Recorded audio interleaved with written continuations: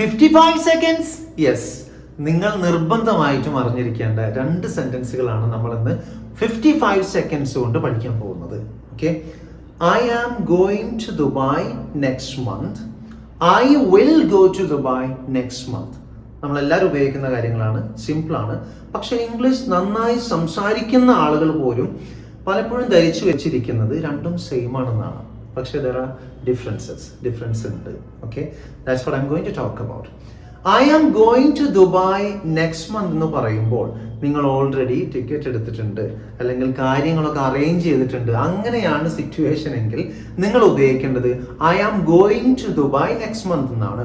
പക്ഷെ നിങ്ങൾ പറയണം, പ്രോമിസ് ചെയ്യാണ്, ഞാൻ പോവും, എന്തായാലും പോവും, ഉറപ്പാണ്, നിങ്ങൾ പോവും എന്നുള്ളത് നിങ്ങൾക്ക് ഉറപ്പാണ്.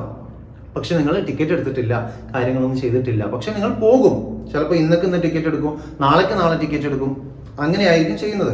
പക്ഷെ നിങ്ങൾ പറയേണ്ടത് I will go to Dubai next month എന്നാണ്. ഇനി ഞാൻ നിങ്ങൾക്കൊരു ടാസ്ക് തരാം. നിങ്ങളുടെ വിവാഹം റെഡി ആയിട്ടുണ്ട്, കാര്യങ്ങളൊക്കെ ഓക്കെ ആയിട്ടുണ്ട്. 25-ാം തീയതി, വരുന്ന 25-ാം തീയതിയാണ് കല്യാണം. നിങ്ങൾ എങ്ങനെ പറയും? I will get married on 25th എന്നാണോ, I am getting married on 25th എന്നാണോ? Write in the comment section.